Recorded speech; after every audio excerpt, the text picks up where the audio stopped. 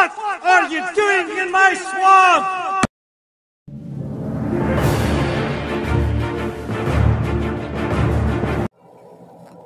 Hello everybody, this is Ogre Boy, and I'm going to be doing my review for the 2020 movie, The New Mutants.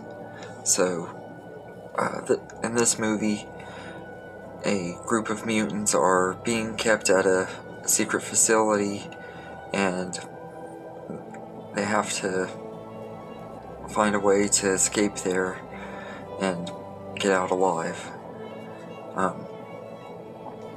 This is a pretty fun movie.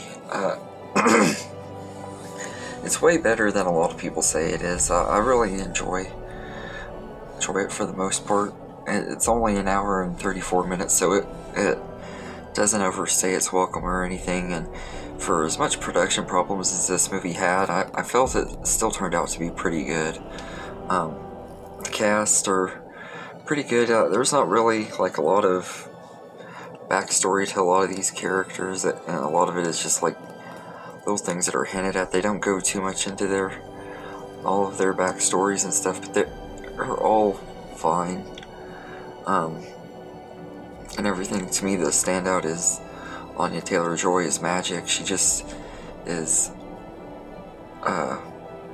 really good in the role. She's not a very likable character though at first, but as the movie goes on, you kind of start liking her, and she becomes pretty badass at the end of the movie. Maisie Williams as Wolfsbane is pretty good too, and everything, although her accent is all over the place. Like, there's times where she's trying to have an American accent, there's times that she's got some other kind of accent that I don't know what it is, and then sometimes she has her British accent. It's just her accent was really off, but she did do too bad of a job in the role. She was trying, and you can tell that though. And she's actually one of the few people that has stood by this movie and backed it up, even though it had all of its production problems and people don't like it and stuff. She's one of the ones that's always backed it up, and you can tell in her performance that she enjoyed making this movie. And you got Charlie Heaton as Cannonball. He's pretty good. I liked him quite a bit, and Blue Hunt as Mirage, who was kind of the main character in this movie. I really liked her. I thought she was really likable and everything, and I would have loved to see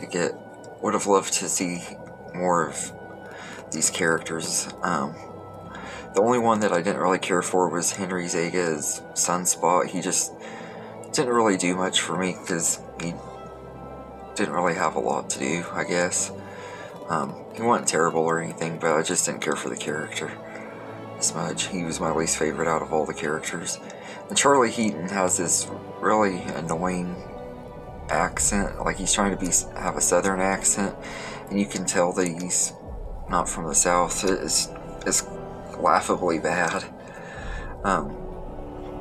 But all of the cast in here are really good. And I think the story is pretty good. It has some pretty cool horror elements too. Nothing too creepy or anything. It is very much PG-13 horror, but it still was kind of cool to have it thrown in there just as a horror fan.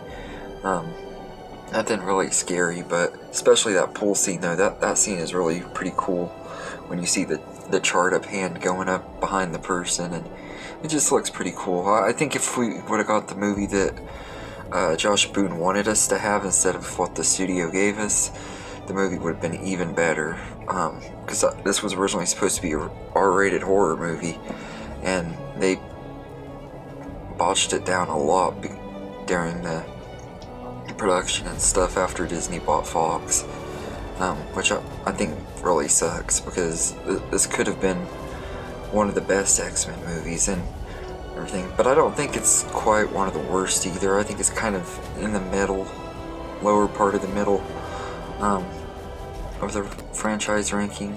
It's a good movie, but it's not a great one. It has a lot of good moments though, and the chemistry between all of the cast are really good for the most part. the villain of the movie is pretty good, and I like a lot of the big final battle with the bear and all that. It looks pretty cool, and there's a lot of really good shots in here with the cinematography and stuff that like showed the potential this movie really had and everything. And some of the atmosphere is pretty good. It has a dreadful atmosphere, so there, you can tell that this movie could have been a lot better, but for what it is, it's an okay movie that I don't mind rewatching if I'm watching the X-Men franchise. It's not even close to being my least favorite in the franchise, but it definitely could have been better too. All in all, I'd say this movie is alright. Also, I almost forgot, the score in here is also laughably crazy. Like, there's parts where the score is amazing, and then there's parts where it sounds like it's coming off of some lighthearted commercial during serious scenes. Like you know how commercials have little upbeat music and stuff, and it doesn't fit the tone of the movie at all. And everything. One of the many problems with this movie, like I said, that the studio really interfered with this once Disney bought Fox, because this movie was supposed to come out like in 2018 or 2019, and was delayed for 2 years and everything. But this movie is not near as bad as people say it is. It's not, like I said, it's not great, but it's not as bad as people say. So I'd say I'd give it a 7 out of 10. I know that's a little high. I really do enjoy it, and I think it has some really good things here. I wish we could have gotten more out of these characters, though. I wish they'd released the version that Josh Boone originally wanted, and I think it could have been an even better movie.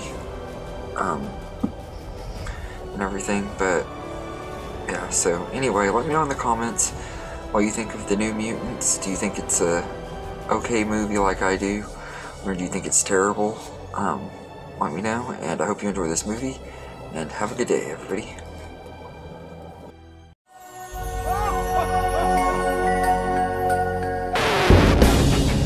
Trick the horse with puss and donkey, la la la la la la la la. Christmas time can be so wonky.